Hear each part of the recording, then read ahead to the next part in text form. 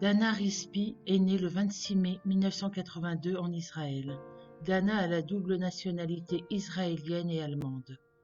Elle a grandi dans une famille aisée de Haïfa, avec 3 frères et sœurs plus âgés. Son père était un pilote d'El Al qui a travaillé pour le dictateur ougandais Idi Amin dans les années 1960. Après son service militaire, Dana a fait un certain nombre de carrières artistiques. Au cours d'un passage, elle a aidé à un doublage de dessins animés pour enfants au Japon. Avant de s'envoler pour Cancun en mars 2007, elle était en Californie à la recherche d'écoles potentielles où elle pourrait étudier l'animation par ordinateur.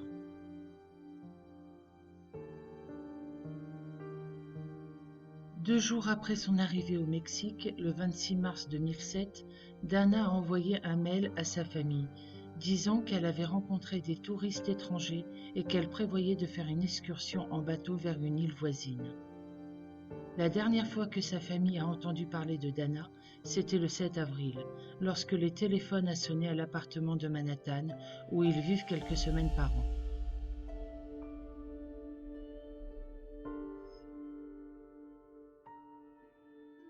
La mère de Dana a répondu à un homme qui s'est identifié comme Mati. Il lui a dit que Dana avait laissé son sac à dos avec lui. Sa mère lui a répondu de laisser les affaires de sa fille à la réception de l'hôtel, avec une note pour elle.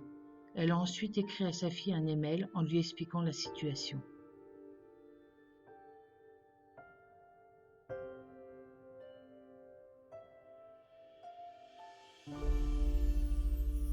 Après plusieurs emails restés sans réponse, ses parents sont allés sur le compte de messagerie de Dana et ont vu qu'elle ne l'avait pas utilisé depuis 2 semaines. Elle est également tombée sur un email de Flower Power. L'auteur était Mati et le courriel a été envoyé quelques heures après son appel téléphonique à New York, à leur intention. Dans l'email, Mati a informé Dana qu'il partait et qu'il avait laissé son sac à l'hôtel. Les parents de Dana croient que l'appel téléphonique et l'email de Mati du 7 avril étaient destinés à lui servir d'alibi, dont le vrai nom, selon le consul israélien, est Matthew Walshin, mais à l'époque, ils l'ont vu comme un ami et lui ont écrit pour avoir des nouvelles de leur fille. Mati a répondu par mail qu'il n'avait pas eu de nouvelles depuis le 31 mars, lorsqu'elle lui a dit qu'elle allait visiter les ruines mayas de Tulum.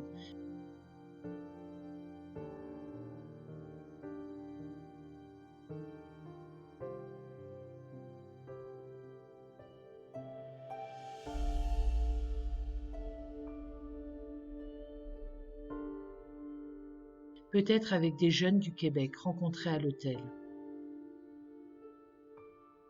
Les parents lui ont alors demandé le nom et l'emplacement du bungalow où Dana séjournait. Sa réponse du 21 avril fut le dernier contact qu'ils aient eu avec lui. Ses parents ont finalement appelé la police mexicaine locale. Ils ont trouvé à l'hôtel le sac à dos de Dana, le 24 avril, avec ses affaires, son argent et son passeport. Ils ont également trouvé son journal intime. Les dernières lignes étaient datées du 30 mars. Dana a écrit en hébreu. Je suis revenu à Tulum de l'île avec 2 Suisses et un Américain. L'Américain identifié comme Mati a proposé de partager ma cabine. Je ne connais pas ses intentions, mais je ne veux rien avoir à faire avec lui. Du moins, jusqu'à ce qu'il prenne un bain et se coupe les cheveux. Il est amical, mais il pue. Quelle chance de rencontrer un gars comme Mati qui connaît cet endroit. Ce soir-là, je l'accompagne à une fête organisée tous les vendredis sur la plage de l'hôtel Mezzanine à Tulum. Ces écrits ont été retrouvés dans la chambre de Dana par la police mexicaine. Plus tard, les parents de Dana ont contacté un détective privé, Itzhak Erez, qui s'est immédiatement envolé pour la région et a organisé des recherches avec des volontaires israéliens. Le 26 avril, les bénévoles ont localisé l'appartement de Mati. Il était déjà parti, quelques heures plus tôt, prenant un vol pour San Francisco via Phoenix, selon Erez. Nous avons trouvé son permis de conduire californien, un journal daté de la veille, donc nous savons qu'il venait de partir à la hâte, a déclaré Erez. Le frère aîné de Dana s'est envolé pour le Mexique depuis l'Espagne pour aider l'enquête, et plusieurs témoins lui ont dit que Dana avait quitté le groupe avec Mati. Malheureusement, les éléments de preuve n'ont pas été recueillis correctement et les témoins n'ont pas été interrogés de manière approfondie. En juin et en octobre, le procureur du district local, Melchor Bello Rodriguez, a annoncé que la police avait trouvé des témoins au Belize et au Guatemala qui avaient identifié Dana et Matty sur une photo.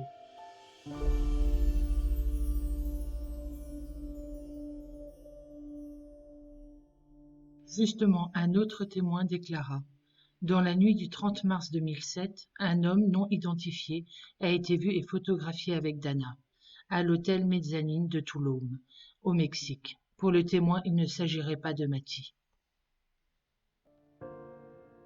Le FBI et la police nationale israélienne sollicitent l'aide du public pour identifier l'homme. Il est décrit comme un mâle blanc mince. Il semble être nord-américain ou peut-être australien. Ces informations pourraient aider à localiser Dana ou fournir de nouvelles informations sur sa disparition.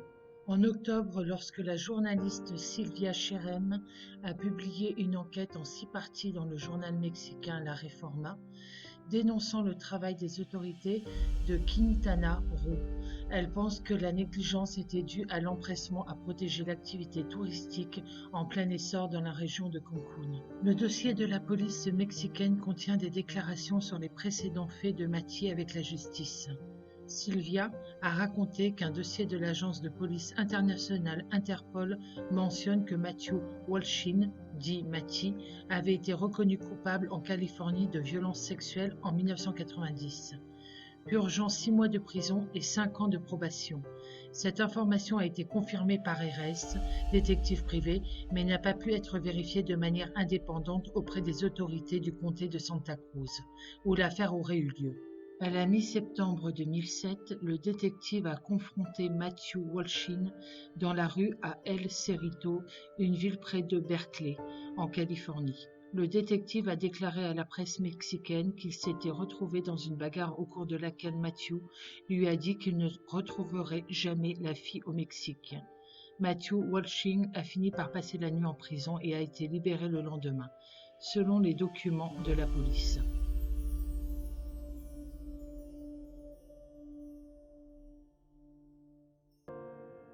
Les parents de Dana ont laissé un message pour Matthew. Si tu es innocent, pourquoi ne pas simplement nous dire ce que tu sais? Pourquoi ne pas nous aider à retrouver notre fille? Les parents de Dana croient que le scénario le plus probable est que Dana a été tuée et que le tueur, Matty, c'est ce qu'ils pensent depuis le début, a caché son corps, peut-être avec des complices.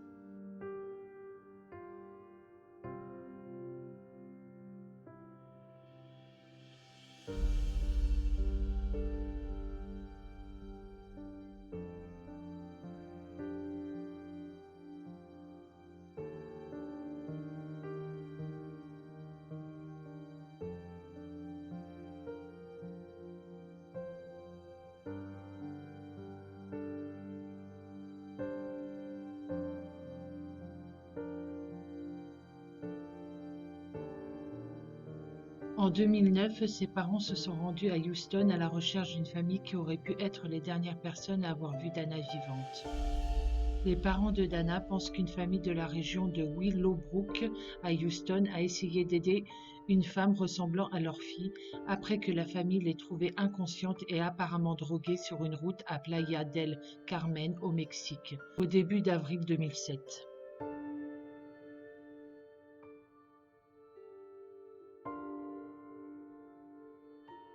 La famille de touristes qui comprenait une mère et un père, 2 filles plus âgées et 2 fils, était apparemment en visite au Mexique sur un bateau de croisière qui a accosté à Playa del Carmen en avril 2007, selon le capitaine John Martin, shérif du comté de Harris. Des témoins affirment que la famille a emmené la fille qu'ils ont trouvée dans un restaurant de la plage et lui ont donné de la glace et de l'eau, et ont essayé de la réanimer. Mais plus tard, la police touristique mexicaine a remis la jeune fille à un homme qui prétendait être son fiancé ou son petit ami.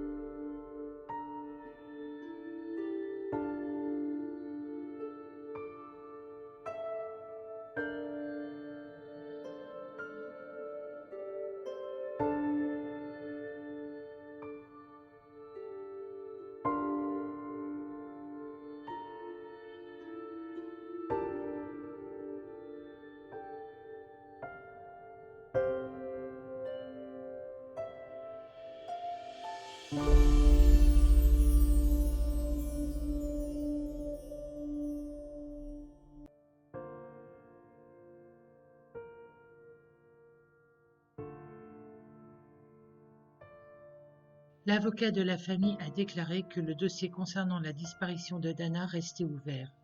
Les responsables n'ont pas voulu entrer dans les détails et n'ont pas révélé pourquoi certaines personnes pourraient figurer sur les prochaines listes de suspects dans cette affaire par les autorités fédérales. Ils ont déclaré que le PGJE avait demandé la coopération de divers tribunaux ainsi que d'autres États. 28 février 2008, Zsolt Fejér, d'origine hongroise, a été arrêté par les agents de l'AFI comme responsable présumé de la disparition de Dana. Le détenu aurait eu des contacts avec Dana. Zsolt Fejér a été transféré hier à Cancún de Mexico à bord d'un avion PGR. L'avion a atterri à 17h22 à l'aéroport de Cancún. De là, il a été transféré dans les locaux de la PGR sur l'avenue López Portillo. Officiellement, les autorités de l'État avaient clos l'affaire, en concluant que la touriste s'était rendue en Amérique centrale. Toutefois, les premières recherches de la MRP indiquaient que Zsolt Fejér, opérant à Quintana Roo, avait été vu avec Dana lors d'une fête organisée à l'hôtel Mezzanine de Toulon. Fejér aurait signalé qu'à cette fête, il avait vendu des capsules d'ecstasy à Matthew. Matthew est désigné comme le principal suspect dans l'affaire de Dana, qui fut le dernier à l'avoir vue vivante. Bien qu'officiellement Dana soit toujours portée disparue, il n'est pas exclu qu'elle ait été assassinée et que son corps se cache quelque part sur la Riviera Maya, où elle était en vacances. Le 25 mai 2017, Zsolt Fejér a déclaré à la police que le vendredi 30 mars, il avait assisté à la fête sur la plage de l'hôtel Mezzanine et vers 1h du matin, Matthew Ryan et 8 autres personnes lui avaient demandé de venir avec eux à Esperanza Beach. Il a dit qu'il avait accepté de les emmener. Il a affirmé qu'ils étaient nombreux et qu'il ne se souvenait que de Matthew et d'une jeune fille aux cheveux longs, puis il a déclaré « Je ne sais plus rien ». Quelques années après la disparition de Dana, un sans-abri s'est manifesté en affirmant avoir été témoin du meurtre de la jeune femme. Ceci a été pris très au sérieux par le FBI. Au jour d'aujourd'hui, Dana est toujours portée disparue.